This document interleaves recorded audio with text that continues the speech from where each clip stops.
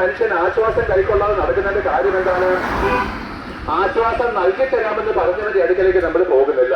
നോക്കുവിൻ, പ്രഭാതത്തിൽ ഞങ്ങൾക്ക് ഒരു ചായ കുടിക്കണമെന്ന് ആഗ്രഹം വന്നു. അപ്പോൾ ചായ എവിടെ നിന്ന് കിട്ടും? തീർച്ചയായിട്ടും ചായ കോഫിയൊക്കെ വിൽക്കുന്ന ഒരു കടയിൽ ചെന്നാലേ ചായ കിട്ടത്തുള്ളൂ. ഒരു പോലീസ് സ്റ്റേഷനിൽ ചെന്നാലോ അല്ലെങ്കിൽ വണ്ടിയുടെ സ്പെയർ പാർട്സ് വിൽക്കുന്ന കടയിൽ ചെന്നാൽ ചായ കിട്ടത്തില്ല.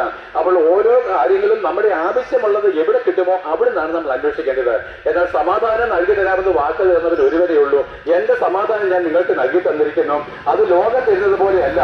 അതായത് ഏത് കഷ്ടത്തിലും പ്രയാസത്തിലും നിരാശയിലും നമ്മളെ സമാധാനം കൊണ്ട് നിറയ്ക്കുന്ന ആ യേശുക്രിസ്തു മാത്രമേ ലോകത്തിൽ വന്നിട്ട് നിനക്ക് സമാധാനം നൽകി തരാമെന്ന് പറഞ്ഞിട്ടുള്ളൂ. അപ്പോൾ സമാധാനം ആരെങ്കിലും കൊതിക്കണമെങ്കിൽ എവിടെ ചെല്ലണം? യേശുക്രിസ്തുവിന്റെ അടുക്കൽ ചെല്ലണം. അവൻ ആരാണ്? അവൻ യേശുക്രിസ്തു സർവ്വത്തെയും സൃഷ്ടിച്ചവനാണ്. എന്നാൽ സമാധാനത്തിനായിട്ട് അവൻ എന്ത് ചെയ്തു നമ്മളോട്? പ്രിയപ്പെട്ടത്, നമ്മുടെ ജീവിതത്തിലെ കഠിനമായിരിക്കുന്ന വേദനയും ദുഃഖത്തിന്റെയും കാര്യം എന്താണ്? നിരാശയുടെ കാര്യം എന്താണ്? നമ്മുടെ മാതാപിതാക്കളെ കാണിച്ചെന്ന ആചാര അനുഷ്ഠാനങ്ങൾ ചെയ്തിട്ടും